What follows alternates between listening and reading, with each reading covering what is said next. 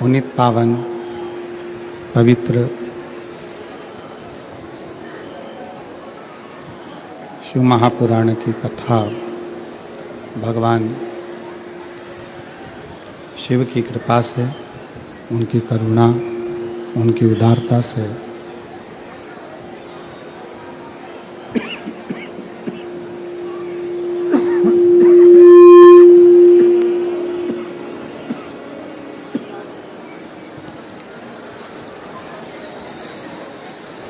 आप और हमको श्रवण करने का सौभाग्य प्राप्त हुआ है। बड़े भाग्यशाली हैं सभी शिव भक्त जो इस पवित्र पावन शिव महापुराण की कथा को श्रवण करने के लिए विराजमान हैं। शहादा की ये पवित्र भूमि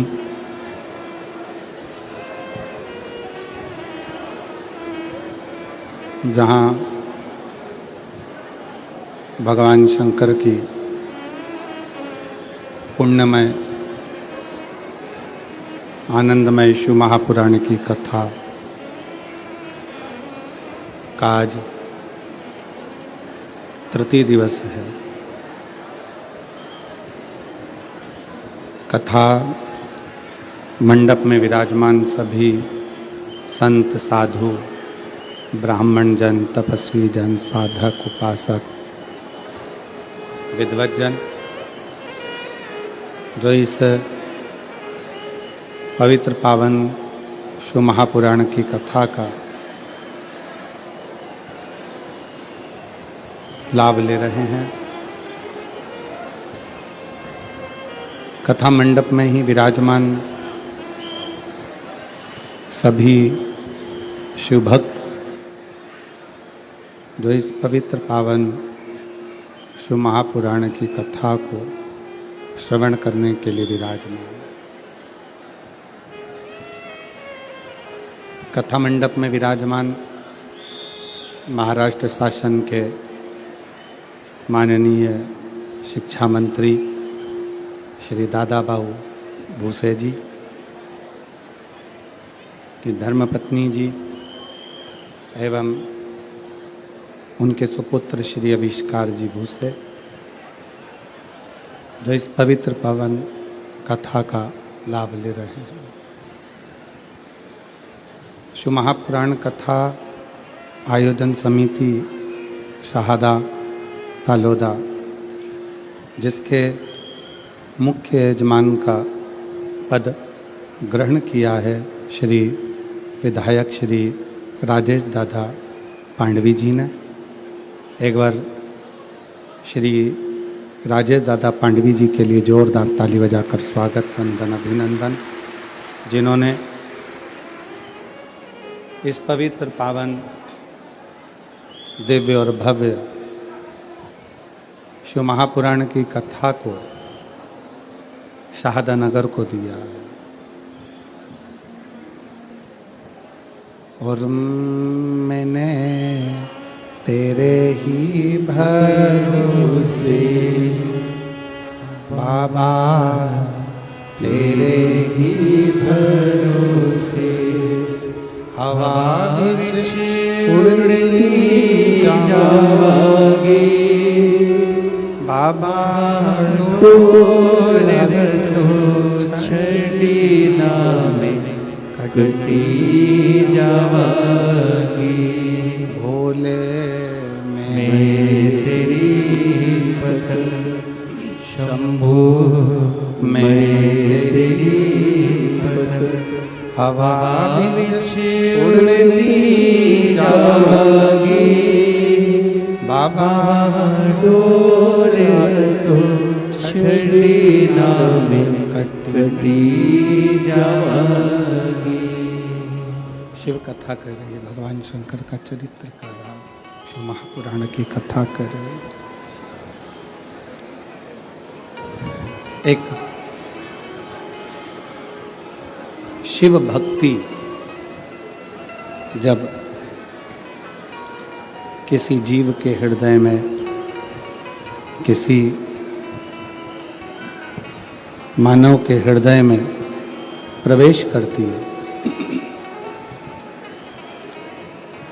तो वो शिव भक्ति कहीं ना कहीं व्यक्ति को पुनरपि जननम पुनरपि मरणम के प्रपंच से छुड़ा देती है और शिव से मिला देती है।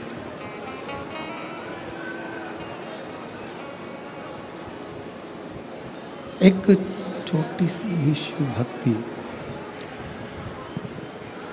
एक क्षण की भी शिव भक्ति व्यक्ति के जीवन को जन्म और मृत्यु के प्रपंच से छुड़ा बैठती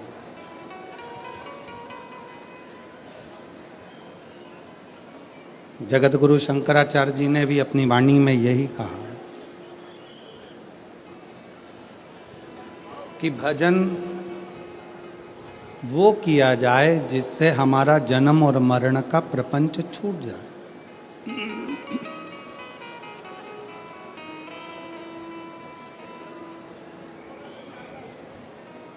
यदि जन्म और मरण के प्रपंच में हम लोग फंसे हुए हैं और उससे बाहर ही नहीं निकल रहे हैं, उससे निकल ही नहीं पा रहे हैं, तो फिर हमारा इस संसार में जन्म लेना, इस संसार में मृत्यु लोक में आना, इस संसार में जन्म लेना बेकार।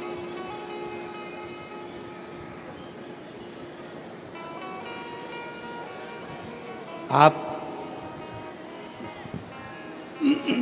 जितनी देर भगवान शंकर की भक्ति करें, थोड़ा क्लियर आवाज करिए, क्लियर, और प्रेशर बढ़ाओ थोड़ा। आप जितनी देर भगवान शंकर की भक्ति करें, ये विचार कर कर करें कि हम जन्म और मृत्यु के इस प्रपंच से छूट जाए।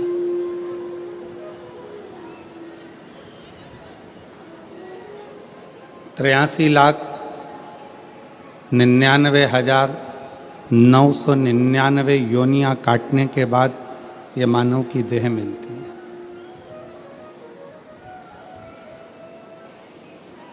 और ये 84 लाखवें नंबर की है। इसके बाद में फिर वापिस वही साइकिल घूमने लगती है, फिर पुनरपि जननम पुनरपि मरणम, फिर जन्म, फिर मृत्यु, फिर जन्म, फिर मृत्यु।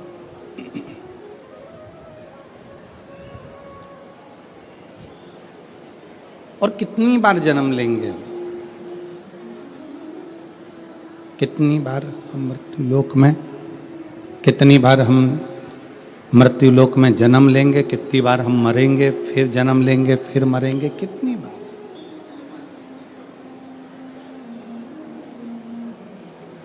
कहा स्कंद पुराण में नागर खंड में एक बड़ा सुंदर संवाद आता है।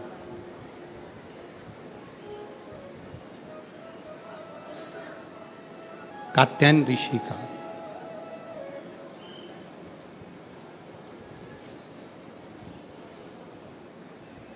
स्कंद पुराण के नागर खंड में कात्यायन ऋषि का चरित्र आता है कि कात्यायन ऋषि ने भगवान शिव और मां आद्य शक्ति की साधना करी।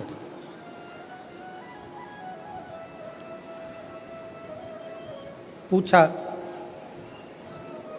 कि यह साधना करने का कारण क्या है, क्यों कर रहे हैं, किस लिए।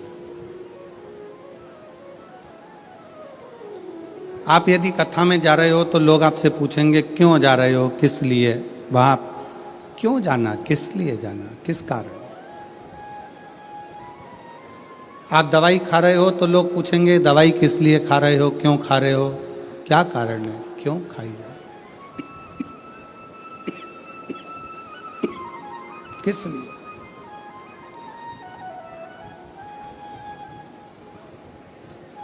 तो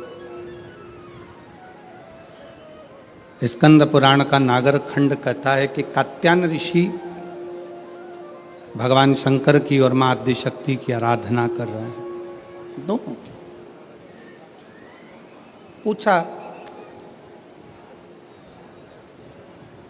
देवऋषि नारद ने आकर पूछा कि कात्यायन जी आप क्यों आराधना कर रहे हो, किस लिए?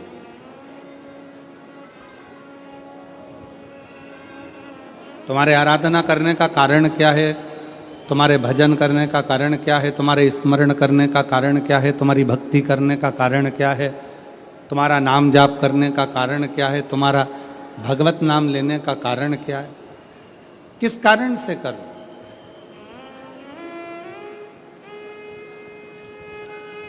कात्यायन ऋषि बोले कि मैं बार बार जन्म ले रहा हूँ, फिर मर रहा हूँ, फिर जन्म ले रहा हूँ, फिर मर रहा हूँ, फिर मेरे प्राण छूट रहे हैं, फिर जन्म ले रहा हूँ। ऐसा करते करते मेरे ना जाने कितने कितने जन्म निकल गए, पर मेरी गति नहीं हो पाई।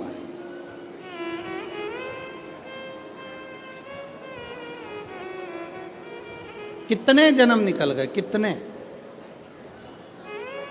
और मेरी शाहदा की जीजियों, मेरे शाहदा के जीजाओं, मेरी बेटियों बेटाओं, मेरी माताओं, मेरे भाई मेरी बहनों, मेरे सखा मेरे बांधव, एक बात बहुत सावधानी से स्मरण में लीजिएगा।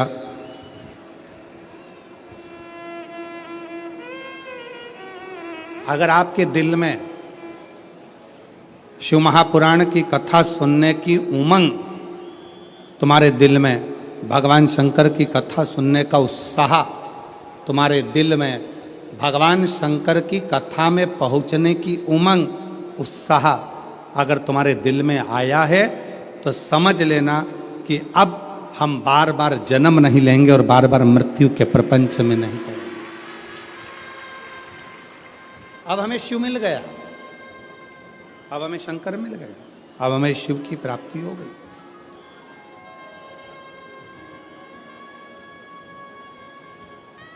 प्यार किसको कहते हैं, प्रेम किसको कहते हैं?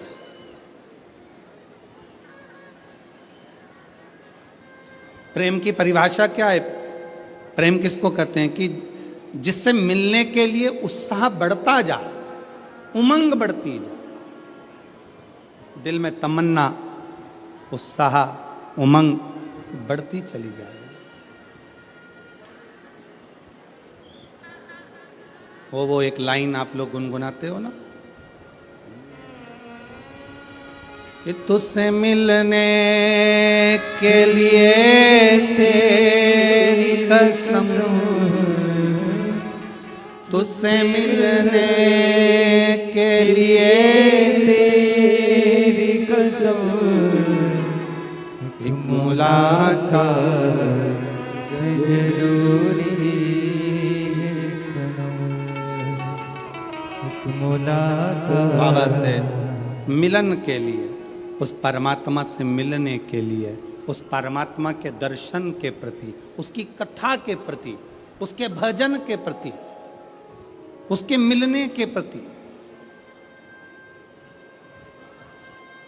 मेरी बहनें जितनी बैठी हैं, मेरी जीजियां जितनी बैठी हैं, मेरे जीजा जितने बैठे हैं, मेरे भाई जितने बैठे हैं, मेरी माताएं, मेरे बंधु जितने बैठे हैं, आप अपने घर में थे, पहले दिन की कथा सुनने के लिए आप आ गए।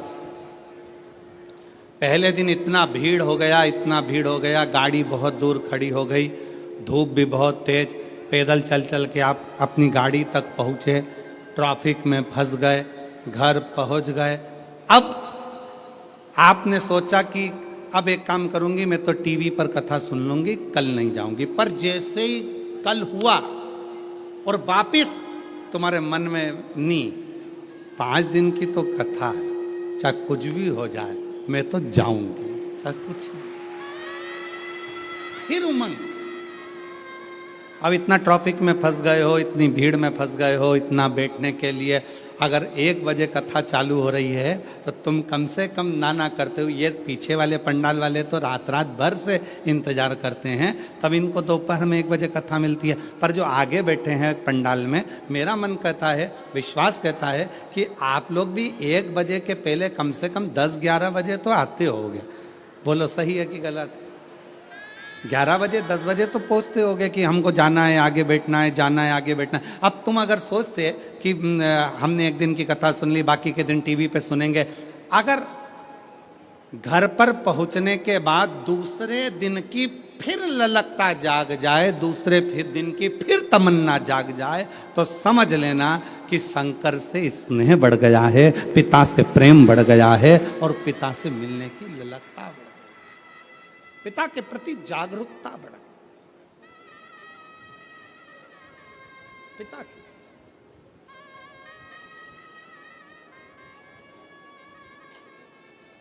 उससे मिलन की आस बढ़ गई, उससे मिलन की।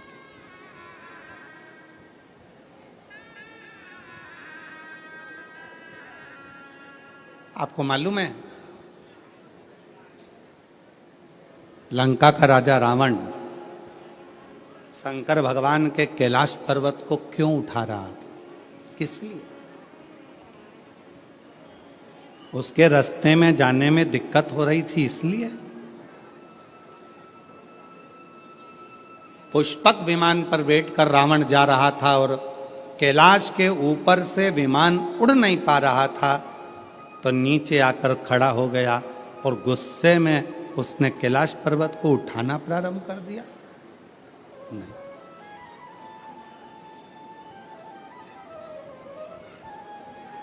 क्यों उठा? रावण को क्या पड़ी थी जो कैलाश पर्वत को उठाने में लग गया? रावण को क्या पड़ी थी जो भगवान शंकर के शिवलिंग को लेकर लंका में जा रहा है और भगवान शिव के शिवलिंग में वजन बड़ा भूमि पर रखा बाबा बैद्यनाथ के रूप में स्थापित हो गया? क्या पड़ी थी?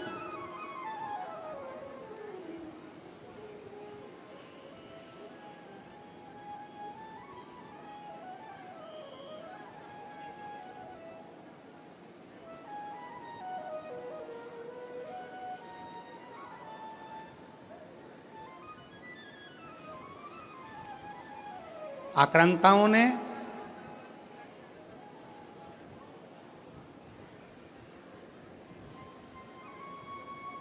इन विधर्मियों ने सबसे ज्यादा अगर कोई मंदिर तोड़े हैं तो शंकर जी के तोड़े।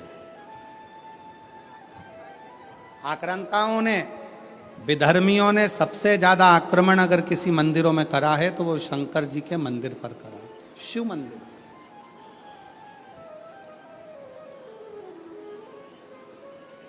कभी विचार करिएगा, कभी स्मरण करिएगा आप, विचार करिएगा आप कि रावण में ऐसा क्या था कि रावण भगवान शंकर के कैलाश पर्वत को उठाने में लग गया, भगवान शंकर के शिवलिंग को ले जाने में लग गया। आखिर वो कैलाश पर्वत में, वो शिवलिंग में ऐसा क्या है जिसको वो उठाना चाहता है, जिसको वो उठा? क्या है?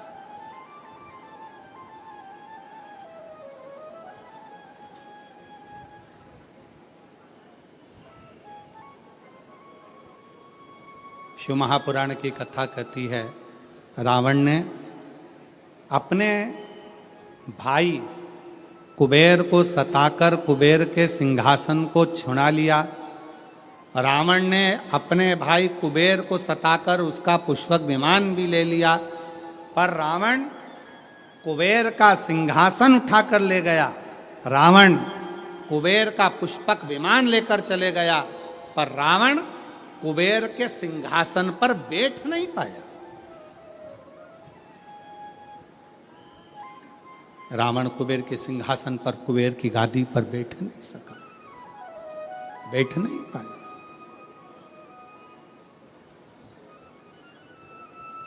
देवर्षि नारद निकल कर जा रहे थे, लंकापति रावण को देखा, रावण से पूछा क्या कर रहे हो?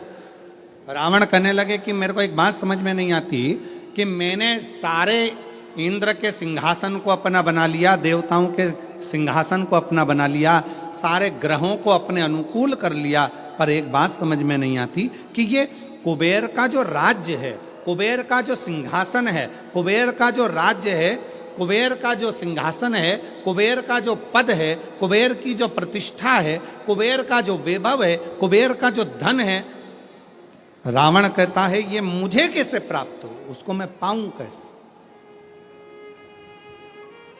वो मुझे मिले कैसे,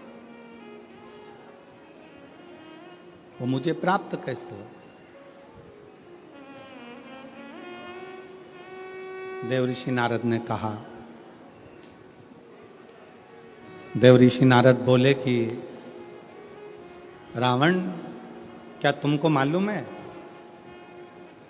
कि कुबेर की सत्ता, वैभव, लक्ष्मी, धन, संपदा कहाँ पर है? रावण ने पूछा, आप बताओ नारद जी की वो सत्ता, वो वैभव, वो पद, वो प्रतिष्ठा कहाँ है? देवऋषि नारद के मुख से निकल गया कि जो कैलाश पर्वत है, जिस पर्वत पर भगवान शंकर विराजमान होते हैं, उस पर्वत के ठीक नीचे कुबेर का पद, कुबेर की प्रतिष्ठा, कुबेर का वैभव, कुबेर की लक्ष्मी, कुबेर का धन, सब कैलाश पर्वत के नीचे।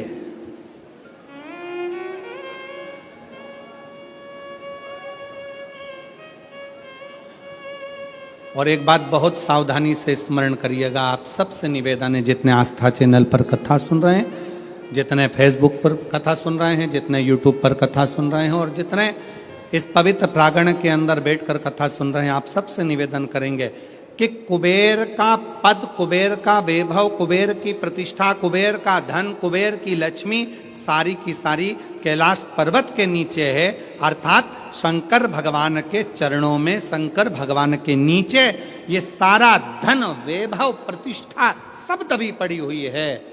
इसलिए लंका का राजा रावण मालूम पड़ने पर कैलाश पर्वत को उठाने लगा कि इसके नीचे से मैं लक्ष्मी को, वैभव को, धन को छुड़ा लूंगा, खींच लूंगा।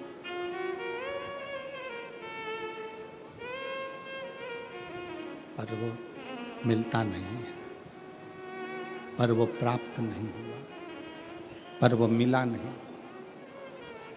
फिर रावण ने विचार करा, रावण ने फिर विचार करा कि अगर ये कैलाश पर्वत नहीं उठ रहा तो मैं समय आने पर लंका में शंकर भगवान को लेकर जाऊंगा। शिवलिंग लेकर जाने लगा तो भी वो शिवलिंग आखिरी में इतना बोझ हो गया, इतना वजन हो गया कि उसको भूमि पर रख दिया, ले जा नहीं सका। मेरी जीजियों, एक बात याद रखना, शंकर भगवान के चरणों में, भगवान शंकर के नीचे, भगवान शंकर के शिवलिंग के नीचे, भगवान शंकर के मंदिर में, शिवालय में, देवालय में, शिव महापुराण में, शंकर के चरणों में स्वयं वैभव, स्वयं लक्ष्मी, स्वयं धन, स्वयं प्रतिष्ठा सदा विराजमान रहती है। जब हम एक लोटा जल शंकर जी को चढ़ाते हैं, उस जल पर हाथ लगाकर थोड़ा सा जल उसमें से झेल कर लाते हैं, अपने घर के दरवाजे पर, दुकान पर, व्यापार पर, व्यवसाय पर, अपने वाहन पर जब हम वो जल छूटते हैं, उस जल को हम छिड़कते हैं, तो ये मान कर चलना कि आज नहीं तो कल एक ना एक दिन ऐसा आएगा कि भगवान के नीचे की चरण की वो लक्ष्मी तुम्हारे घर में प्रवेश जरूर करेगी और एक दिन तुम धनपति, वैभवपति बनोगे, बनोगे। और शंभु शरणे पड़ी मांगू घड़ी रे घड़ी, दुख काटो दया करी न दर्शन आपो। शंभु शरणे पड़ी मांगू घड़ी दुख काटो दया करी दर्शन आपो।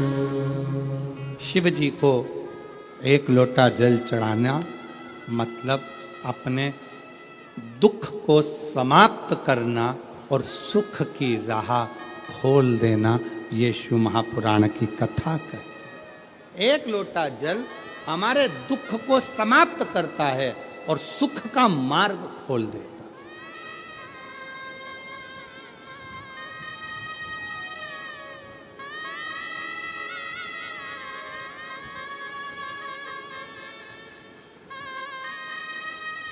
जितने लोग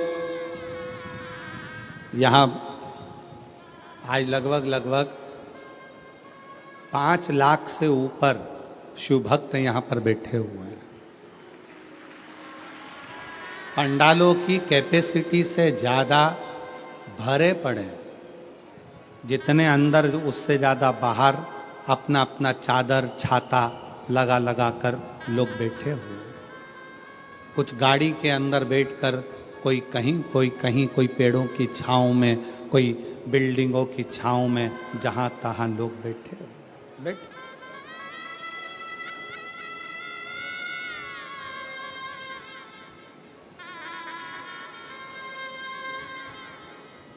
अब ईमानदारी से बोलो,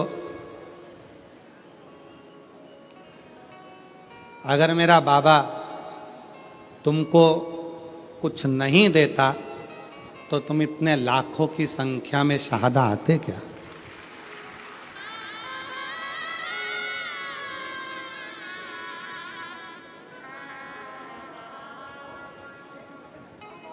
खाली ना जाता कोई दर से तुम्हारे, खाली ना जाता कोई दर से तुम्हारे, मैं भी खड़ी हूँ नदी पारे फसा, अपने हृदय से लगा लो,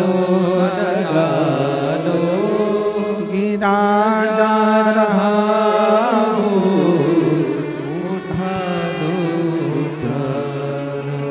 भोले अपने दर से अब तो न टालो, गिरी जा रही हो, उठा लो, भोले अपने दर से अब तो न टालो, गिरा जा रहा हो, उठा लो। अगर भगवान भोलेनाथ नहीं देते तो यहाँ कौन आता? कौन आता?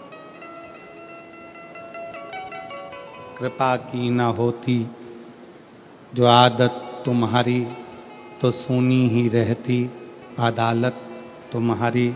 जो गरीबों के दिल में जगह तुम ना पाते तो किस दिल में होती इबादत तुम्हारी।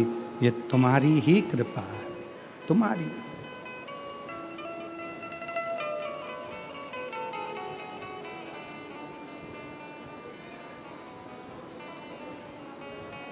लंका का राजा रावण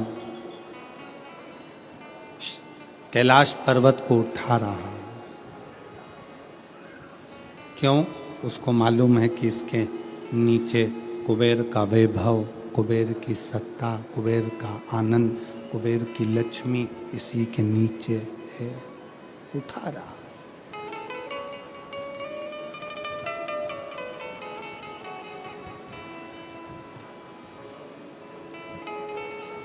उठा नहीं कैलाश पर्वत, हिला नहीं कैलाश पर्वत, उठ ही नहीं पाया कैलाश पर्वत, नहीं हिला। फिर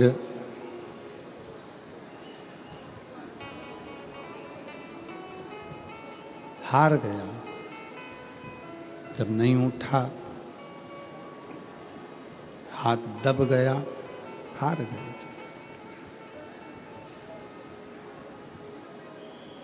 फिर शिवलिंग को ले जाने की तैयारी करी, वो शिवलिंग भी नहीं उठा, वो शिवलिंग भी ले जा नहीं सका। वो शंकर भगवान का शिवलिंग भी ले जा नहीं पाए।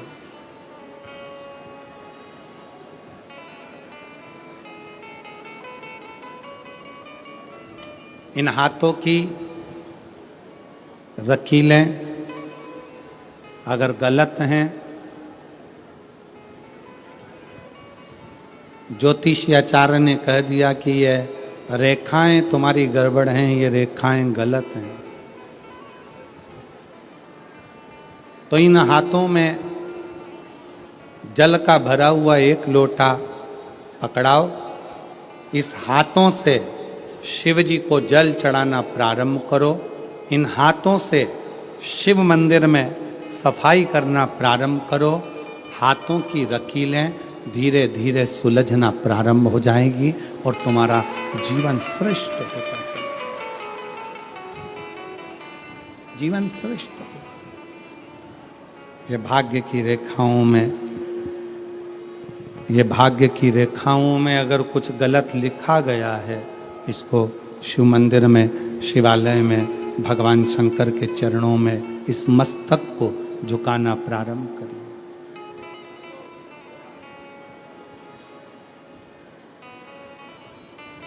सुलझना प्रारंभ।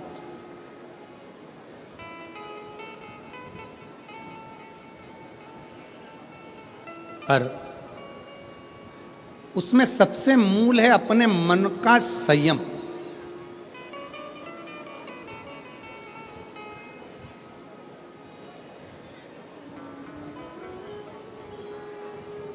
अपने मन का संयम। एक प्रश्न आपसे करेंगे, उत्तर दीजिएगा। एक तरफ शैतान है, राक्षस है, और दूसरी तरफ समुद्र है। आपसे कहा जाए कि इन दोनों में से एक को चुन लीजिए। एक तरफ समुद्र है, दूसरी तरफ राक्षस शैतान है। आप क्या चुनोगे? उत्तर दो। एक तरफ समुद्र है, एक तरफ राक्षस है, शैतान है, वो उधर से बढ़ रहा है, समुद्र की लहरें इधर से बढ़ रही है। आप दोनों में से क्या चुनना पसंद करोगे? क्योंकि इधर भी मरना है, उधर भी मरना है।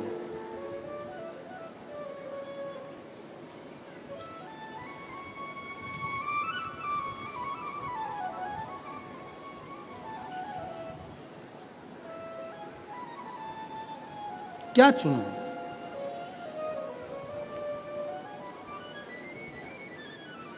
तो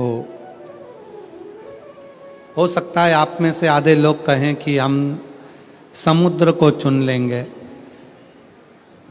कोई कहे हम राक्षस को, शैतान को चुन लेंगे।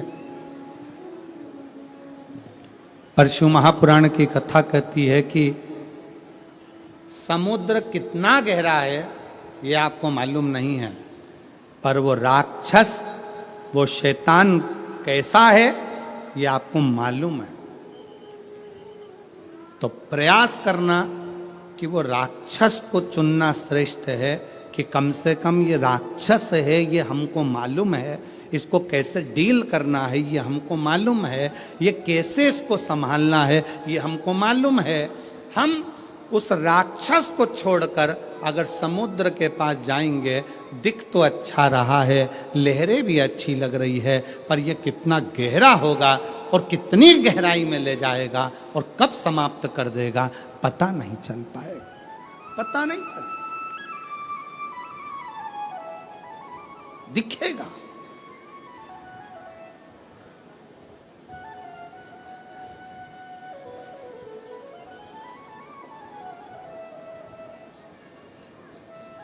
एक बहुत अच्छी कथा आती है। एक गांव का व्यक्ति अपना गांव छोड़ रहा है। क्यों? उसकी फैक्ट्री थी, बिक गई, उसका व्यापार था, बंद हो गया। परिवार वाले भी उसको चोट दे दी, परेशान कर दिया।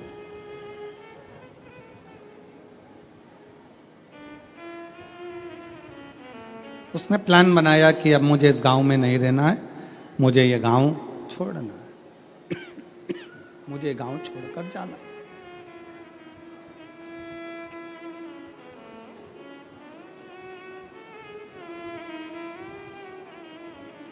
पूरा फैक्ट्री बेच दिया, घर बेच दिया, जमीन बेच दी, सब कुछ बेचकर धन एकत्रित करा, घोड़े पर बैठ गया, घोड़े पर बैठकर और सब बेचकर परेशान होकर वहां से चल दिया। 60 किलोमीटर दूर दूसरा गांव था, वहां पहुंच गया। गांव में जाकर देखा तो गांव के लोग आम के पेड़ के नीचे, पीपल के पेड़ के नीचे बैठे हुए हैं, बातचीत कर रहे हैं, सब आपस में बातें कर रहे थे। इस व्यक्ति ने अपना घोड़ा रोका, घोड़ा रोककर नीचे उतरकर उनके पास जाकर बैठा और बैठकर उसने पूछा, भैया एक बात पूछना चाहता हूं, क्या आप मुझे बताओगे? बोलो क्या बात पूछना है, क्या पूछना चाहते हो?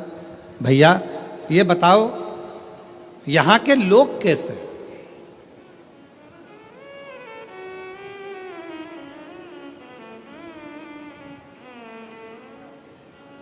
गांव के लोगों ने पूछा तुम कहां से आए हो? उसने कहा मैं अपने गांव से आया हूं, यहां से 60-70 किलोमीटर दूर से। मेरा सारा अब वो गांव मैंने छोड़ दिया है और मैं सोच रहा हूं कि कोई गांव में जाकर बसना है, मुझे किसी गांव में जाकर रहना मुझे। तुम बताओ यहाँ के लोग कैसे, इस गांव के लोग कैसे? तो गांव के लोगों ने पूछा कि तुम हमसे पूछ रहे हो कि यहाँ के लोग कैसे हैं, पहले तुम बताओ कि तुम जो अपना गांव छोड़कर आए हो वहां के लोग कैसे थे?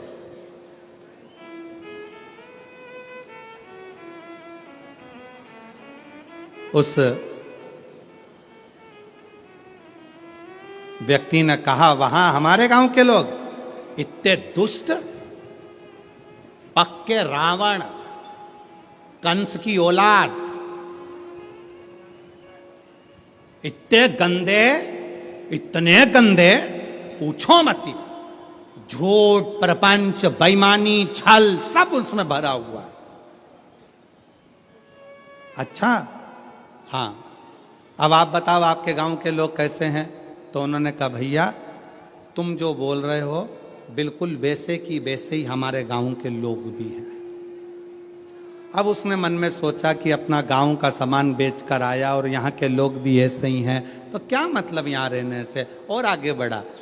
200 किलोमीटर दूर आगे जाने पर फिर एक गांव में पहुंचा। एक गांव में पहुंचा तो वहाँ पर लोग बैठे हुए थे, बातचीत कर रहे थे। ये उतर कर फिर गया, इसने जाकर पूछा क्यों भैया क्या बात है?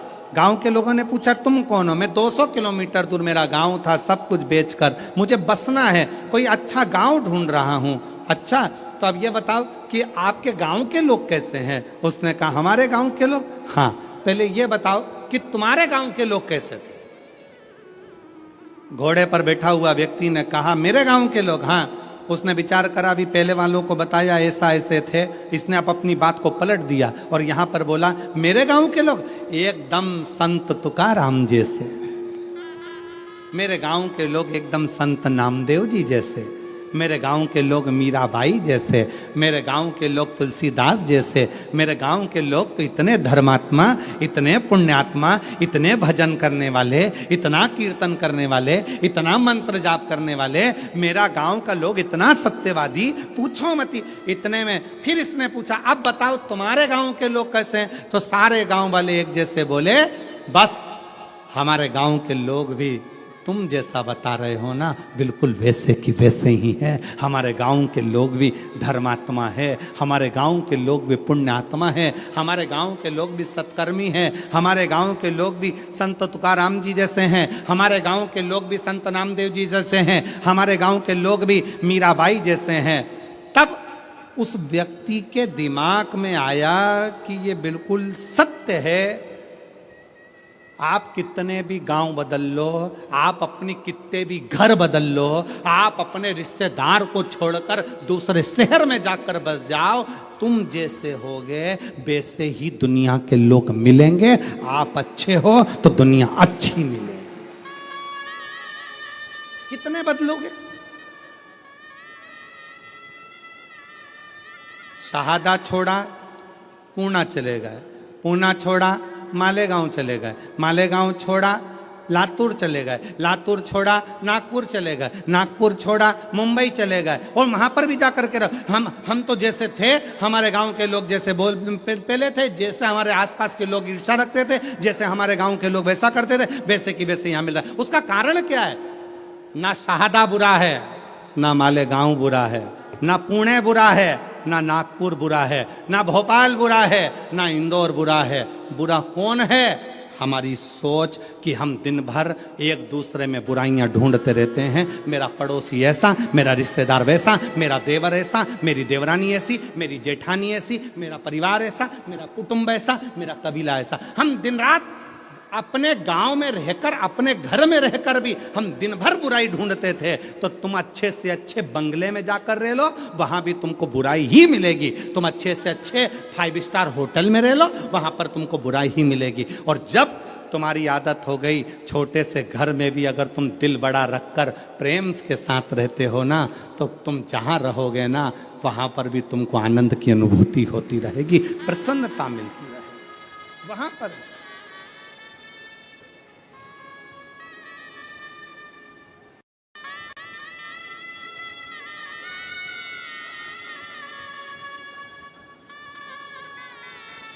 वो कहते जो जैसी भावना लाया वो वैसा ही फल पाया। जो जैसी भावना लाया वो वैसा ही फल पाया। नहीं खाली उसे लौटाया वो मन ही मन हर्षाया। और कर दिया मारा दामाद काशी वाले ने लुटा दिया भंडार। काशी वाले ने लुटा दिया भंडार। काशी वाले जिस भावना से, जैसी सोच लेकर, जैसा विचार रखकर, जैसा व्यवहार रखकर आप आओगे, वैसा सुख आपकी जिंदगी का एक पत्र है। देखिए,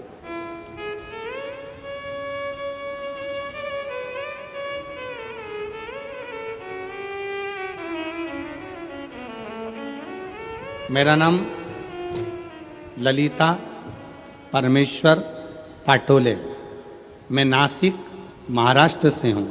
मेरा मोबाइल नंबर ये है। मेरा नाम ललिता परमेश्वर पाटोले, मैं नासिक महाराष्ट्र से हूँ। मेरा मोबाइल नंबर ये है। कहीं बैठी हो तो हाथ हिला सकती हैं, और अगर कहीं बैठी हो तो बेलपत्र लेने के लिए आ सकती हैं। बाबा, मेरे पति, पत्र को आप लोग एलईडी पर पढ़ सकते हैं। कहीं एलईडी है उन पर पत्र चल रहा है, एलईडी पर पत्र पढ़ सकते हैं। बाबा, मेरे पति आर्मी से रिटायर हैं। वे अब रिक्शा चलाते हैं और पढ़ाई भी करते हैं। आर्मी से रिटायर होने के बाद मेरे पति रिक्शा चलाते हैं और पढ़ाई भी करते हैं। 2023 को नासिक में कथा चल रही थी, जब दादा बाबू भूसे ने उस पवित्र कथा का लाभ हमको दिया था। हम लोग नासिक के उस पवित्र कथा को सुन रहे थे। मेरे पति आपको नहीं मानते थे, ना मेरे पति आपको जानते थे ना मानते थे। गुरुदेव, उनका विश्वास नहीं था, क्योंकि मिलिट्री में सर्विस करते थे। जैसी सोच थी वैसे अनुकूल वो रहेगा। मैंने अपने पति से कहा, आप भले कथा सुनने मत जाओ, मुझे पंडाल के बाहर छोड़कर आ जाओ। मेरे पति मुझे पंडाल के बाहर छोड़ने आते थे, चले जाते थे। तब वो तीसरे दिन पंडाल में भीड़ के वजह से रुक गए। उन्होंने कहा, भीड़ ज़्यादा है, वापस लेने कैसे आऊँगा? तो उन्होंने गाड़ी खड़ी कर कर तीसरे दिन की कथा में पंडाल में ही रुक गए। पंडाल में रुके। उस दिन धूलिया से एक औरत पैदल आई थी। उसे देखकर मेरे पति के आंखों में आंसू आए। बाबा सबकी सुनता है। उसने उस स्त्री से पूछा, तुम पैदल चलकर धूलिया से नासिक आई हो, तुम्हें बाबा ने क्या दिया? उस महिला ने कहा, मैंने जो मांगा था मेरे भोलेनाथ ने दे दिया, इसलिए मैं पैदल चलकर नासिक तक आई हूँ। नासिक तक आई हूँ। मेरे पति को लगा मैं आर्मी से रिटायर हूँ, अब रिक्शा चलाता हूँ, पर मेरी कोई सरकारी नौकरी नहीं लग रही है, मेरे बेटे की भी नौकरी नहीं लग रही है। आज कथा का तीसरा दिन है। आज मैं पृथ्वी पर बैठकर, पंडाल में बैठकर बाबा से विनय करता हूं, अगर कुबरेश्वर बाबा शंकर जी की कथा में अगर प्रबलता है तो वो मेरी भी नौकरी लगा दें और मेरे बेटे की भी लगा दें। गुरुदेव, बेटे का मेडिकल बार बार रुक रहा था, नासिक में उसका मेडिकल होने वाला था, और मेरे पति ने तीसरे दिन की कथा में बाबा से गुहार लगाई। लोग कहते हैं कि ये शिव महापुराण का पंडाल है। मेरे पति ने कहा, वो सियोर वाला महाराज इतना दमदारी से बोलता है, मतलब शिव पुराण की कथा में शंकर खुद कथा करता है, अगर उसके सामने बैठकर बोला जाए तो बाबा सुनता जरूर है। मेरे पति ने गुहार लगाई और बाबा से प्रार्थना कर कर मेरे पति कथा सुनकर आ गए। जब पूरी कथा हो गई, कथा सुनकर हम लोग घर आए। घर आने के बाद मेरे बेटा एक एग्ज़ाम दे रहा था, एग्ज़ाम का रिजल्ट जिस दिन हम घर पर आए शाम को, उसी दिन बेटे का शाम को फ़ोन आ गया कि पिताजी मेरा सिलेक्शन आर्मी में हो गया, बाबा की कृपा से मैं सिलेक्ट हो गया। गुरुदेव, आर्मी में तो सिलेक्ट हो गया। मेरे पति बोले एक बार सीहोर जाना है, वहाँ पर जाकर बाबा से अर्जी लगाना है। कथा सुनी, 15 दिन बाद सीहोर पहुँच गए। सीहोर में कंकर शंकर की पूजन कर कर कहा, बाबा तूने मेरे बेटे की तो नौकरी लगा दी, बस मैं बचा हूँ, आर्मी से रिटायर हुआ हूँ, रिक्शा चलाता हूँ, तू मेरी और नौकरी लगा दे। बाबा की ऐसी कृपा हुई कि बाबा की कृपा से आज ऐसी करुणा, सीहोर से आने के बाद 3 महीना भी पूरा नहीं हुआ और बाबा की कृपा से मेरा बॉम्बे के अंदर मेरा सिलेक्शन जेल के प्रहरी के रूप में हो गया और मैं बाबा को यहाँ प्रणाम करने के लिए आया हूँ। मेरे बेटे की भी फोटो लगा रहा हूँ और मेरी भी फोटो लगा रहा हूँ, दोनों की लगा रहा हूँ। अब बेटे की फोटो देखो जिसका मिलिट्री में हुआ, और जेल प्रहरी के रूप में जिनका हुआ रिक्शा चलाते चलाते, उनकी भी फोटो उन्होंने खुद की लगाई। एक बार जोरदार ताली बजाकर साथ बताएं। एक लाइन अच्छी लिखी है,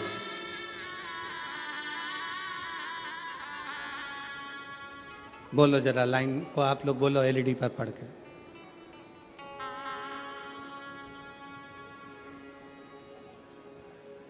बोलो बोलो जरा, टीवी पर देख के बोलो।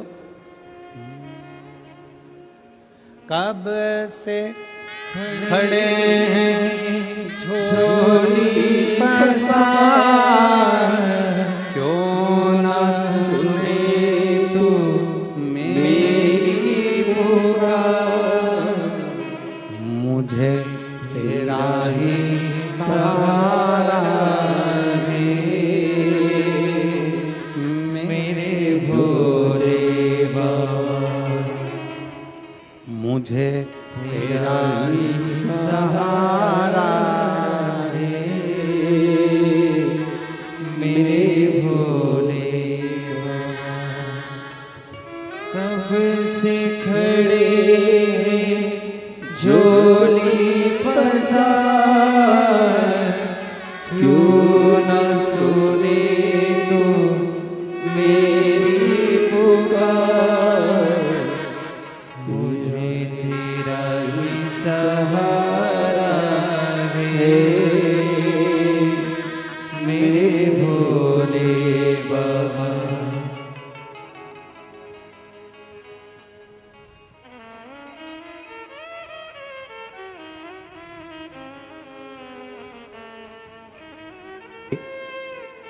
पुनः वापिस नौकरी लगी, बेटे की भी नौकरी लगी। एक बार जोरदार ताली बजाकर स्वागत करिए। और मुझे तेरा ही सहारा है, मेरे भोले बाबा, मैंने तुझे ही पुकारा है, मेरे भोले बाबा। दिल से उसको कल कथा में कहा था, दुनिया की निगाह में ये केवल कथा का पंडाल है।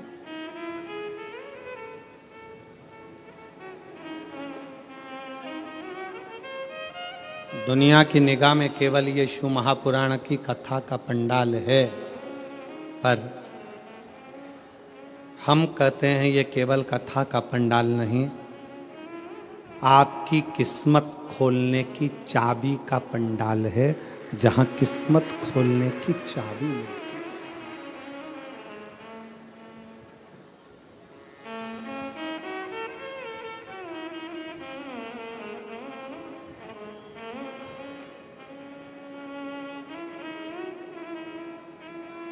और मुझे तेरा ही सहारा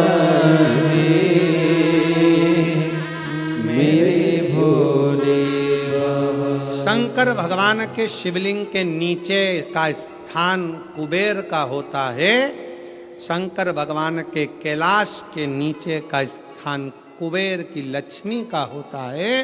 इसलिए प्रत्येक शिवालय में तुम्हारे घर में अगर छोटा सा भी शंकर का शिवलिंग है, तुम्हारे घर में अगर छोटा सा भी मट्टी का, पत्थर का, लकड़ी का, पीतल का, तांबे का, स्फटिक का, पारद का, जिसका भी तुम्हारे घर में अगर छोटा सा भी अगर शिवलिंग है, तो तुम्हारे घर में जहां शिवलिंग रखाता है, समझ लेना वहां लक्ष्मी बढ़ती चली जाती है, लक्ष्मी कम नहीं हो सकती, बढ़ेगी।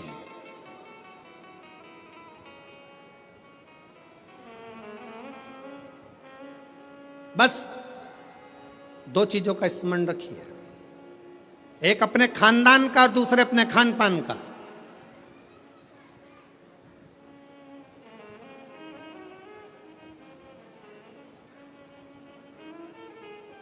आपको मालूम है, जब अंग्रेजों ने भारत पर हुकूमत करी है, तो उन्होंने विचार करा सबसे पहले कि करा क्या जाए, भारत के लोगों को अपना गुलाम कैसे बनाया जाए। तो उन्होंने सबसे पहला प्रयास करा कि इनके खानदान मिटाए जाएं। जो राजसी खानदान थे, जितने जितने राजा हुआ करते थे, उन राजाओं के रजवाड़ों को, उन राजाओं के घरानों को तोड़ने का प्रयास किया गया। पहले खानदान तोड़े हैं, और जब राजाओं के खानदान नहीं टूट पाए, जब राजघराने नहीं टूट पाए, फिर इन्होंने खान पान तोड़ा। खान पान क्या? गलत तरह का भोजन विदेश से बुलाते थे और भारत के लोगों को वो गलत तरह का भोजन कराते थे। भारत में रहने वाला सनातनी कभी भी नॉनवेज छूता नहीं था। भारत में रहने वाला भारतीय सनातनी कभी भी मांस का सेवन नहीं करता था, गलत व्यसन का सेवन नहीं करता था। वो तो ये अंग्रेजों ने तुमको गुलाम बनाने के लिए जब खानदान नहीं तोड़ पाए तो खान पान को तोड़ा है, तुम्हारे खाने का तरीका बदल दिया, तुम्हें वेज से नॉन वेज बना दिया, तुम्हें ले जाकर गलत भोजन में लगा दिया, गलत भोज।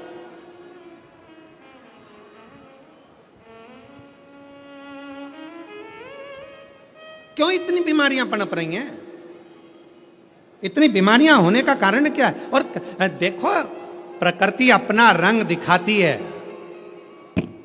जिन जिन देशों में जिंदा जिंदा जीवों को तलकर तड़फा कर मारते हैं, उन देशों की हालत आज देख लो कि ऐसा भूकंप आया कि बिल्डिंगें धाती चली गई, और कितने लाख, कितने लोग उस बिल्डिंग में दब दब के मर गए। लोगों को मालूम तक नहीं कि कितने मर गए, कितने मरे।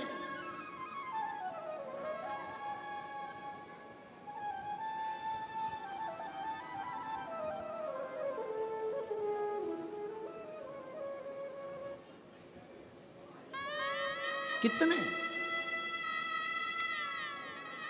इसलिए निवेदन है, थोड़ा सा अपने आप को सुधारने का प्रयास करिए, थोड़ा सा, ज्यादा नहीं, थोड़ा सा।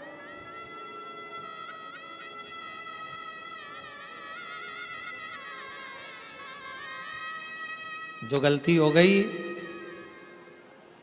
अभी तक जो गलती कर ली, उस गलती को अब छोड़ने का प्रयास करो। मदिरा के नशे में हो, मदिरा छोड़ने का प्रयास करो। गलत भोजन के चक्कर में हो, छोड़ने का प्रयास करो।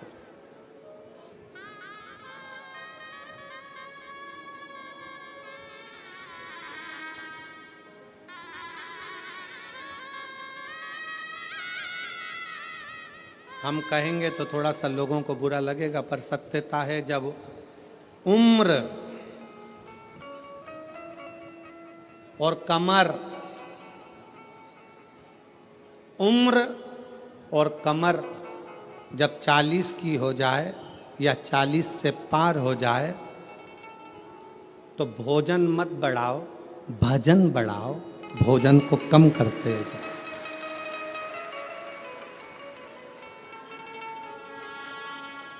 जम के बोलो जरा, क्या उम्र और, अरे अरे अच्छे से बोलो, उम्र और कमर जब 40 की हो जाए तो भोजन की मात्रा नहीं बढ़ाना है, भजन की मात्रा बढ़ाना है।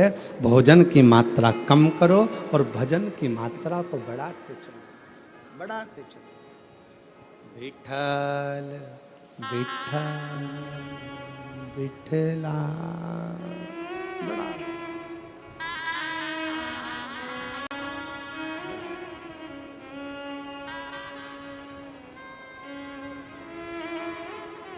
बढ़ाओ जितना बन सके। श्री शिवाय नमस्तुभ्यं,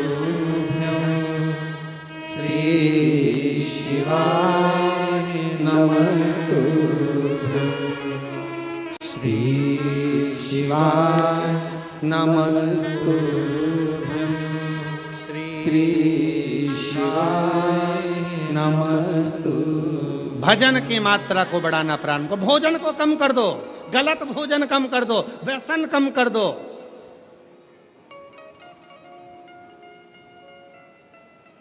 गलत विचार कम कर दो, गलत सोच कम कर दो।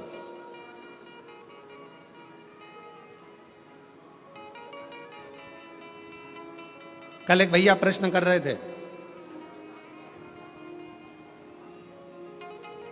गुरुजी भगवान विष्णु अपने शरीर पे राख नहीं लगाते, राखोड़ी नहीं लगाते, भस्म नहीं लगाते। भगवान ब्रह्मा अपने शरीर पर राख नहीं लगाते, भस्म नहीं लगाते, राखोड़ी नहीं लगाते। इंद्र नहीं लगाते। 33 कोटि देवता कोई अपने शरीर पर राख नहीं लगाता, भस्म नहीं लगाता। केवल शंकर जी क्यों लगाते? हमने उससे कहा इतनी सी बात तो तू तेरे घर वालों से पूछ लेता कि बर्तन को राख से क्यों मांजा जाता है। बोलो दी जी हो, जम के बोलो। बर्तन अच्छा है, साफ है, तो तुम उसको राख से मांजोगी क्या? जम के बोलो जरा। नहीं, बर्तन अच्छा है, साफ है, तो उसको आप राखोड़ी से मांजोगी, साफ करोगी? नहीं। बर्तन को राख से कब मांजा जाता है? जब उसमें थोड़ी सी झूठन लगने लगे तो बर्तन को राख से साफ किया जाता है। मेरे शंकर भगवान ने सबको प्रेरणा दी है कि लोभ, आसक्ति, तृष्णा, वासना और ये अपनों की झूठन जब अपने पर लगने लगे तो तन पर थोड़ी सी भस्म चढ़ा लेना चाहिए, तो ये झूठन दूर होती चली जाती है। ये झूठन दूर हो, ये संसार की झूठन है। ये लोभ, ये तृष्णा, ये आसक्ति, ये वासना, ये नाते, ये रिश्ते, ये कुटुंब, ये कबीले, ये वो झूठन है जो हमारे शरीर से लगती चली जाती है, लगती चली जाती है। इसको दूर करो।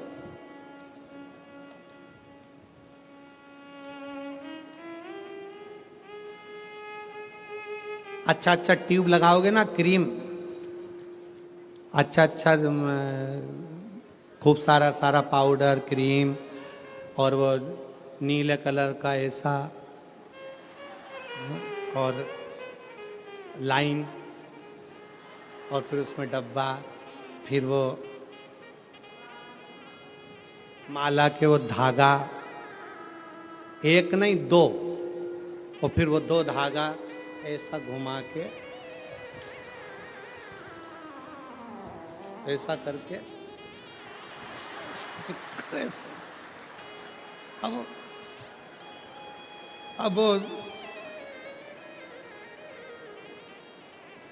अब तुमने जितना क्रीम लगाया है, तुमने जितना स्नो लगाया है, तुमने जितना पाउडर लगाया है, ईमानदारी से बोलो, इतना क्रीम पाउडर लगा के तो लोग तुम्हारे पास में आएंगे ही आएंगे। बोलो सही है कि गलत है? आएंगे। अगर शंकर भगवान तो पहले से ही इतने ब्यूटीफुल थे, पहले से इतने सुंदर थे, इतने सुंदर,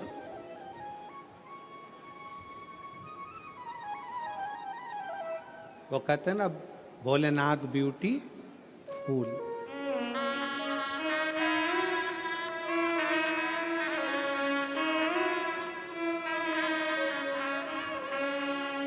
सिर पे गंगा लेवे कल्याण वो कर देवे, भोलेनाथ ब्यूटीफुल, जो नाम उसका लेवे भोले जी दर्शन देवे, भोलेनाथ ब्यूटीफुल।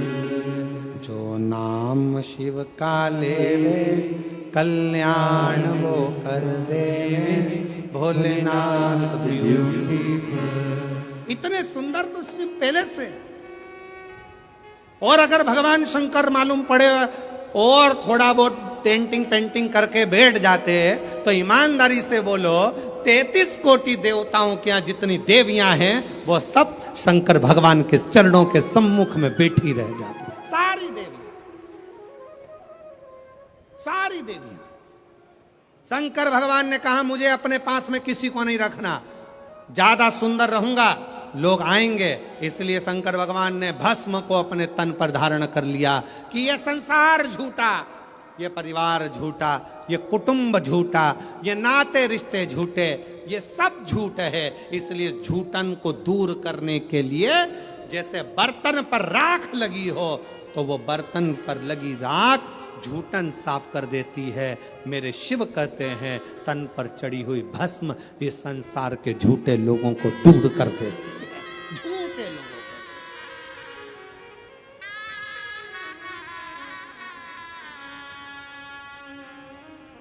जो नाम शिव का ले कल्याण जी दर्शन देवे, भोलेनाथ ब्यूटीफुल।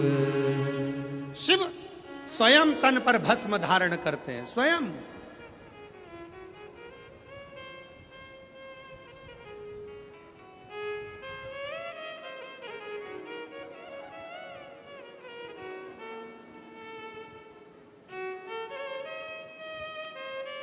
अगर कोई तुमसे कहे शंकर जी का भजन करने वाले को शंकर भगवान विरक्त बना देते हैं, कोई तुमसे कहे शंकर जी के भजन करने वाले को शंकर भगवान अकेला दूर एकांत में ले जाकर बिठा देते हैं, तो सब झूठ समझना। शंकर भगवान स्वयं भजन करते हैं तो पार्वती को पास में रखते हैं, शंकर भगवान स्वयं भजन करते हैं तो गणेश जी को पास रखते हैं, शंकर भगवान स्वयं भजन करते हैं तो कार्तिकेय को पास करते हैं। 33 कोटि देवताओं में कोई एक देवता ऐसा बता दो जो अपनी पत्नी, अपने बच्चे, अपने रिश्ते, अपने नाते सबको साथ रखते हो। केवल एक शंकर भगवान हैं जो अपनी बहुओं को रिद्धि सिद्धि को भी साथ रखते हैं, जो अपने पोते अमोद प्रमोद को साथ रखते हैं, जो अपनी बेटी अशोक सुंदरी को साथ रखते हैं, जो अपनी बेटी जया विषहरा शामरी बारी दौतली देव उसको साथ रखते हैं। कोई एक देवता बता दो जो अपने पूरे रिश्तेदार के साथ अपने मंदिर में रहता हो। केवल एक शंकर भगवान जो अपने रिश्तेदार तो रिश्तेदार नंदी को भी अपने मंदिर में जगह देकर रखते हैं कि तू मेरे साथ में। केवल एक शिव है, शिव के सिवा कोई नहीं। शंकर भगवान कभी विरक्ति नहीं देते, शंकर भगवान परिवार को जोड़ देते हैं, शंकर भगवान कभी तुमको कष्ट नहीं देते, शंकर भगवान कष्टों से दूर कर देते हैं। दुनिया की ऐसी कौन सी बीमारी है जिसका इलाज शंकर की भक्ति ना कर पाई? एक पत्र है, देखिए।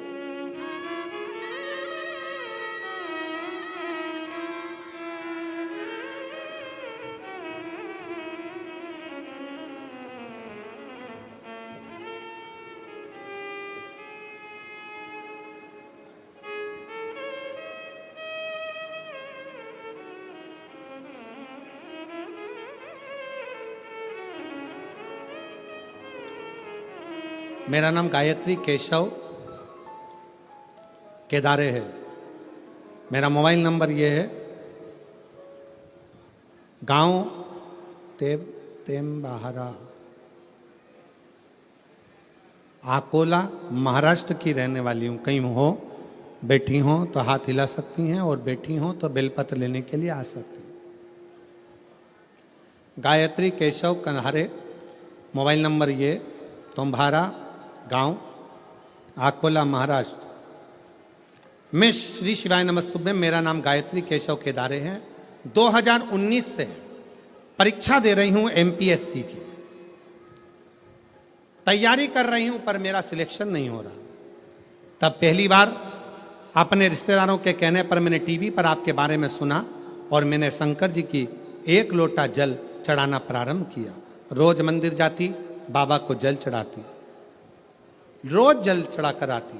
अभिषेक करने गई, शिव जी का कथा श्रवण करी, बाबा को विनय करा, और आज बाबा की ऐसी कृपा हुई गुरुदेव, मैंने नंदुरबार में बाबा की कृपा से दर्शन किया, और दर्शन करने के बाद वहीं पंडाल में बाबा से प्रार्थना करी कि बाबा कुछ भी हो, मेरी एमपीएससी की परीक्षा उत्तीर्ण हो जाए और मेरा सिलेक्शन हो जाए और मेरी सरकारी जॉब लग जाए। आज बाबा की कृपा से मैं बाबा को धन्यवाद देने के लिए आई हूं कि मेरा सिलेक्शन हो गया और मैंने उत्तीर्णता प्राप्त कर ली। बाबा को धन्यवाद देने के लिए मैं यहां पहुंचे हूं।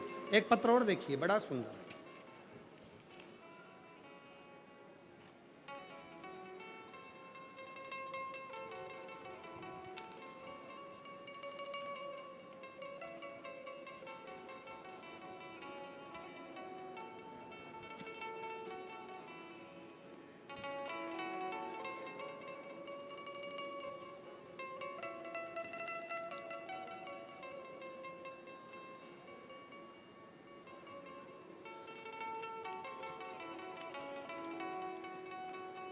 मेरा नाम मंगला मणिलाल चौधरी है। मैं एड्रेस जरा आप लोग पढ़ लिया करो। मैं तहाड़ी तहसील शाहदा, जिला नंदुरबार में रहती हूँ। मेरा मोबाइल नंबर ये है। मुझे गर्भाशय में कैंसर की बीमारी सितंबर 2024 में थी। मैंने शुरुआत में नासिक के ट्रीटमेंट भी लिया, ऑपरेशन भी किया, फिर बाद में पूना का ट्रीटमेंट ली। मुझे बहुत तकलीफ होती थी। मैंने आपकी कथा के बारे में सुना। कैंसर कम नहीं हो रहा था, कैंसर बढ़ रहा था। तब कथा के बारे में सुना और भोले बाबा के ऊपर उनकी शरण में जाना प्रारंभ करा, क्योंकि आप कहते हो सारी समस्या का हल 1 लोटा जल, सारी समस्याएं मिट जाती है। तो मैंने ऑपरेशन से पहले जब दूसरा ऑपरेशन की बारी आई, तब नासिक में शिवालय में जाकर भोले बाबा को श्रद्धापूर्वक भोलेनाथ जी के ऊपर जाकर जल चढ़ाया। उनको बीमारी का इलाज करेंगे बाबा, आप ही मेरा ऑपरेशन करोगे और आप ही संभालोगे। बाबा से विनय करा, रुद्राक्ष का जल शिव जी को चढ़ाकर पीना प्रारंभ किया। बाबा की ऐसी कृपा हुई, अब भोले बाबा की कृपा से मैं कैंसर की बीमारी से मुक्त हो गई हूं और मेरा रिपोर्ट भी नील में आ गया है। मैं बाबा को यहां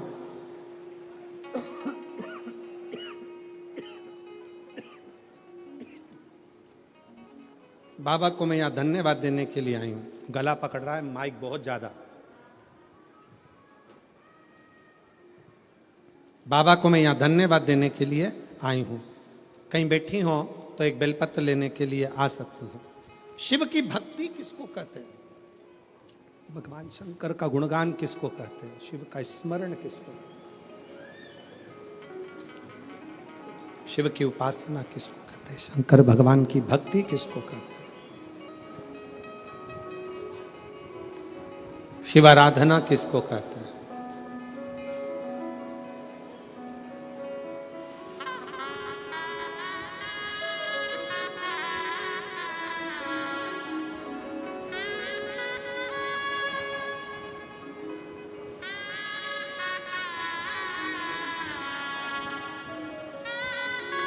आप जब भगवान शंकर को हृदय से भाव से पुकारोगे, दिल से,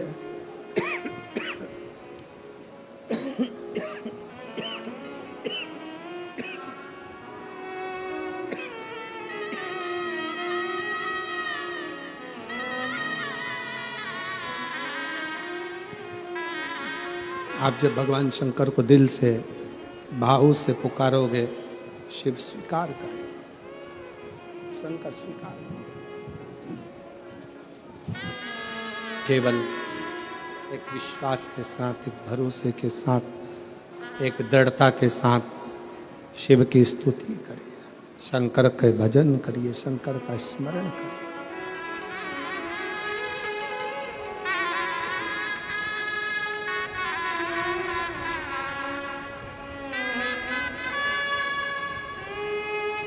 भगवान शिव का गुणगान, शिव का स्मरण, शिव की भक्ति जीवन को सुख देती है, आनंद देती है।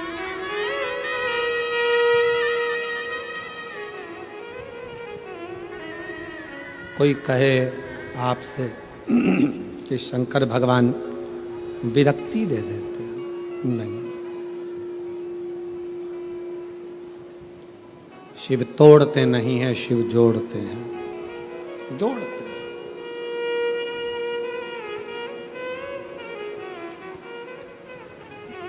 भगवान शंकर तोड़ने का काम नहीं करते, जोड़ने का काम करते, जोड़ते। अब वो आधारित है आपके विश्वास पर।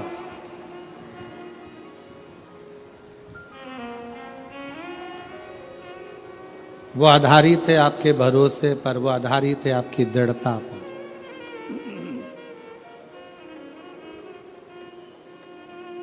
जो जैसी भावना लाया वो वैसा ही फल पाया, नहीं खाई उसे लौटाया, वो मन ही मन हर्षाया, और कर दिया माला माल काशी वाले ने, लुटा दिया भंडार काशी वाले ने। शिव झूठे संसार से मोह को हटाते हैं।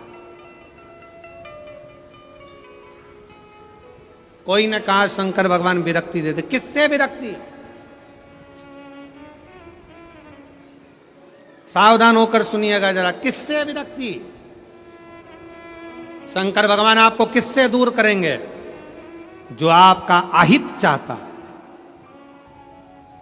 जो दिखने में तो आपके करीब में होगा, जो दिखने में तो आपके नजदीक में होगा, दिखने में तो आपसे प्रेम स्नेह की वाणी बोलेगा, बात करेगा, पर अंदर ही अंदर वो आपसे ईर्ष्या कर रहा होगा। ऐसे ईर्ष्या करने वाले से मेरा शिव तुम्हें दूर करता चलेगा। आ जाओ दूर। ऐसा ही फल पाया, जो जैसी भावना लाया, वो वैसा ही फल पाया, नहीं खाली उसे लौटाया, वो मन ही मन हर्षाया। आप जितना जितना कोई कहे शंकर विरक्ति, किससे विरक्त कर देते हैं, किससे दूर कर देते हैं? तो कहा जो आपके लिए घातक है, जो आपके लिए दुखदाई है, जो आपके लिए कष्टप्रद है, शिव उसको दूर कर देते हैं। माल काशी वाले ने, लुटा दिया भंडार काशी वाले ने, कर दिया माला माल काशी वाले ने, कर दिया माला माल काशी वाले ने। शिव की आराधना आपको सुख दे, सुख।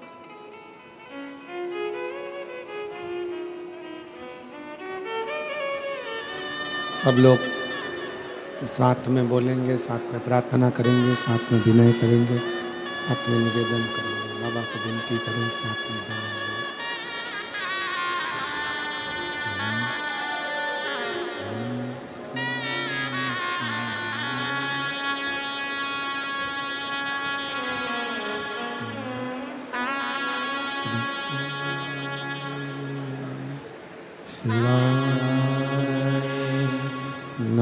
नमस्तुभ्यं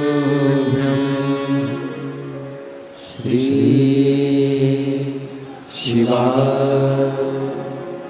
नमस्तुभ्यं श्री शिवाय नमस्तुभ्यं श्री शिवाय नमस्तुभ्यं श्री शिवाय नमस्तुभ्यं भोला सब दुख काटो मारा, ओम भोला सब दुख काटो मारा। शंकर जप तेरी माला, भोले बाबा जप तेरी माला, भोला सब दुख काटो मारा, ओ भोला सब दुख काटो मारा। शिव मंगल मंगलकारी, शिव मंगल मंगलकारी। शमशान वासी हमारा, शमशान वासी हमारा, ओ भोला सब दुख काटो मारा, ओ भोला सब दुख काटो मारा।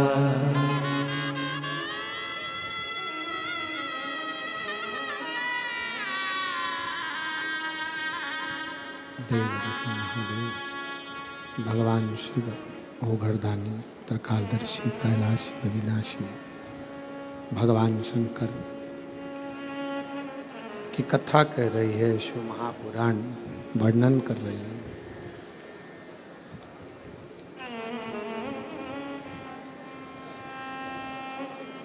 शिव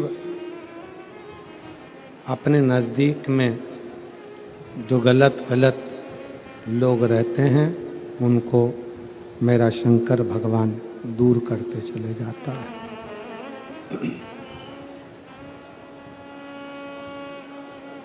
कात्यायन ऋषि शिव और पार्वती की तप साधना कर रहे हैं। स्कंद पुराण का नागरखंड कहता है, स्कंद पुराण का नागरखंड कह रहा है शंकर पार्वती की तप साधना स्वयं कात्यायन ऋषि कर रहे हैं। और शिव पार्वती की तप साधना कात्यायन ऋषि ने जब करी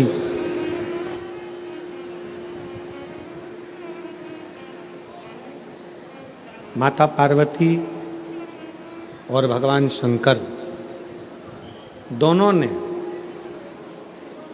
कात्यायन ऋषि को दर्शन दिया।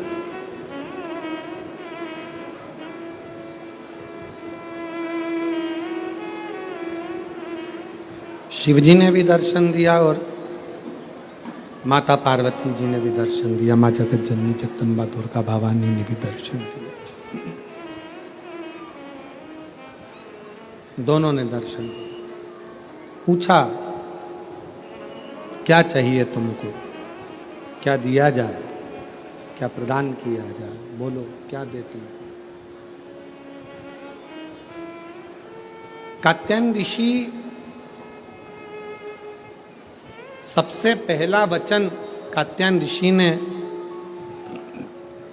भगवान शंकर और पार्वती जी से कहा कि मेरा ये जन्म और मरण का प्रपंच छूट जाए। स्कंद पुराण का नागर खंड रिटर्न की आवाज क्लियर करो और थोड़ा प्रेशर अंदर का बढ़ाओ। नागर खंड स्कंद पुराण का कहता है, नागर खंड वर्णन करता है स्कंद पुराण का कि कात्यायन ऋषि ने भगवान शिव जी से केवल जन्म और मरण का ये जो प्रपंच है इससे छूटना चाहा।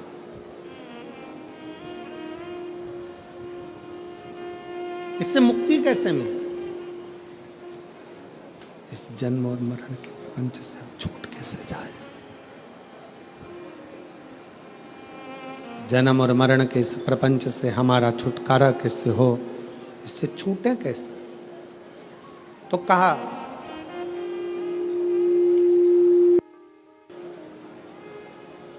जब किसी व्यक्ति के घर में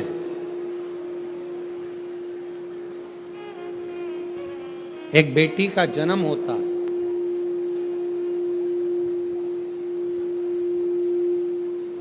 और बेटी की किलकारी, बेटी के पांवों की खनक, बेटी के किलकारी पांवों की खनक,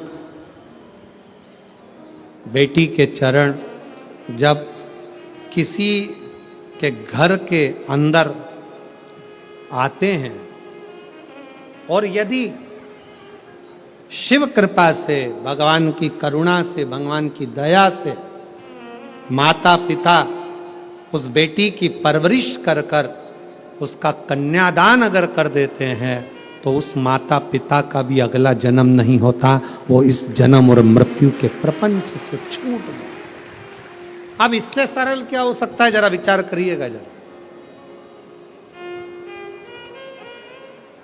बहुत सावधानी से इस कथा का स्मरण करिएगा, बहुत ध्यान से सुनिएगा कि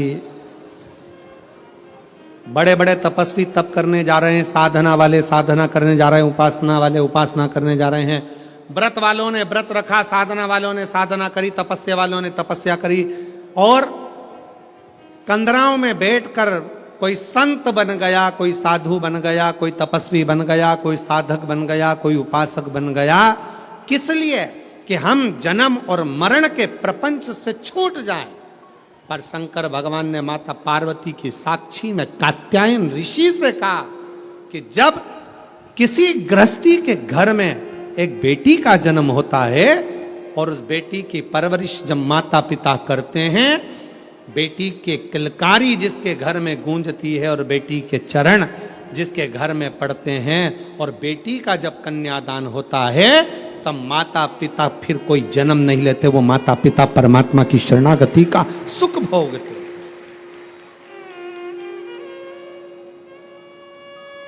अब इसमें सबसे ज्यादा जरूरी चीज कौन सी है?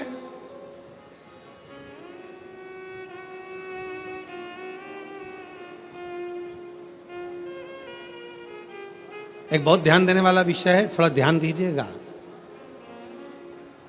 दक्ष प्रजापति के घर में 60 कन्याओं का जन्म हुआ। उसके बाद दक्ष प्रजापति भगवान से कह रहे हैं, देवी जी से कह रहे हैं, मां मेरे घर में एक लड़की और देना, एक बेटी और चाहिए मुझे। मां जगत जननी दुर्गा कहती है कि तेरे घर में बेटी कहां से आएगी, मैं खुद तेरे घर में बेटी बनकर जन्म लूंगी। सती आई। दक्ष प्रजापति ने शंकर जी का अपमान करा, दक्ष प्रजापति ने देवताओं का अपमान करा, दक्ष प्रजापति ने अपशब्द कहे, दक्ष प्रजापति ने गाली दी, दक्ष प्रजापति ने ताना दिया, दक्ष प्रजापति ने आड़ा टेढ़ा बहुत सारी बातें कही। अब दक्ष प्रजापति को तो नरक जाना था, दक्ष प्रजापति को तो नरक भोगना था। पर दक्ष प्रजापति के घर में बेटियों का जन्म हुआ था। दक्ष प्रजापति ने बेटियों का कन्यादान किया था, इसलिए शंकर भगवान का अपमान करने के बाद भी दक्ष प्रजापति नरक नहीं भोगा है। दक्ष प्रजापति मरण शीश कटने के बाद बकरे का मुख लग गया और बकरे का मुख लगने के बाद भी स्वर्ग भोगा है, वो दक्ष प्रजापति है, क्योंकि बेटी का जन्म ही प्रबल है।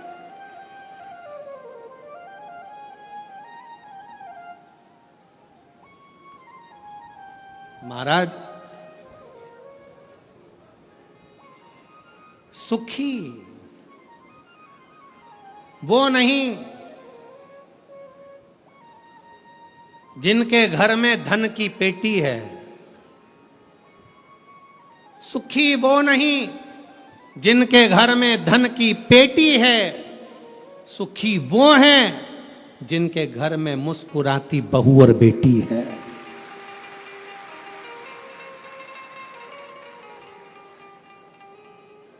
जिनके घर की बहुओं के चेहरे पर प्रसन्नता हो, जिनके घर की बेटियों के चेहरे पर मुस्कुराहट हो, समझ लेना कि उस घर में भले धन ना हो पर वो शंकर की कृपा उसके घर में सदा बनी हुई है, सदा।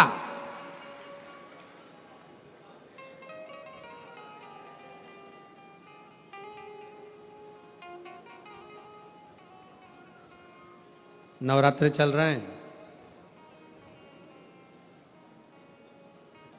माँ जगत जननी जगदम्बा से प्रार्थना करा करो कि तू मेरे घर में एक बार जरूर आना। माँ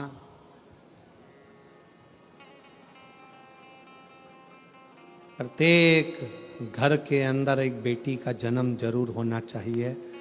माँ और बाप को दूसरा जन्म नहीं लेना पड़ेगा, वो भगवान शंकर के धाम में खूब आनंद के साथ कैलाश पर बैकुंठ में स्वर्ग के सिंहासन पर बैठेगा। स्वर्ग सिंहासन में माननीय विधायक महोदय श्री राजेश दादा पांडवी जी को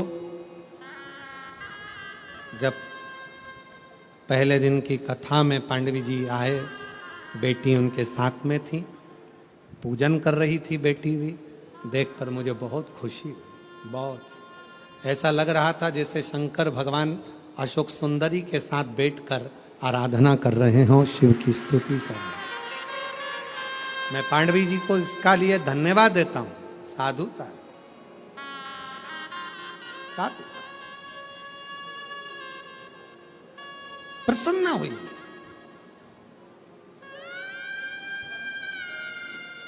बेटे के जन्म पर जितने नगाड़े बजवाते हो उससे दुगना नगाड़ा बेटी के जन्म पर बजवाना। क्यों?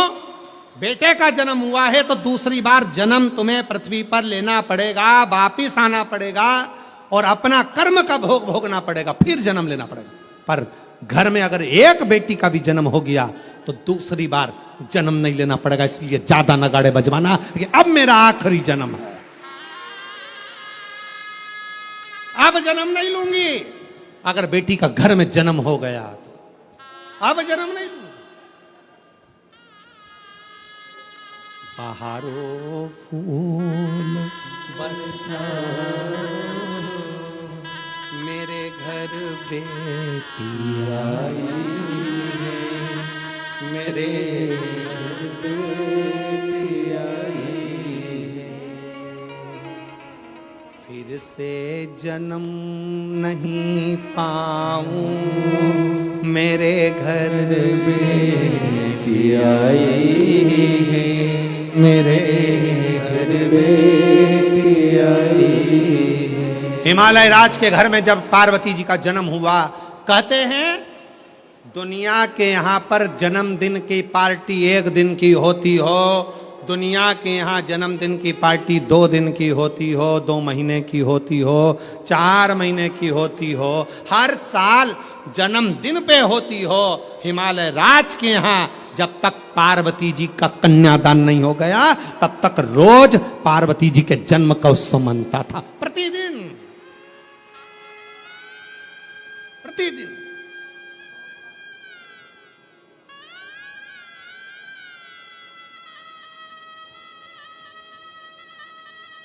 पार्वती जी के जन्म का उत्सव रोज मनता था हिमालय राज के घर, रोज।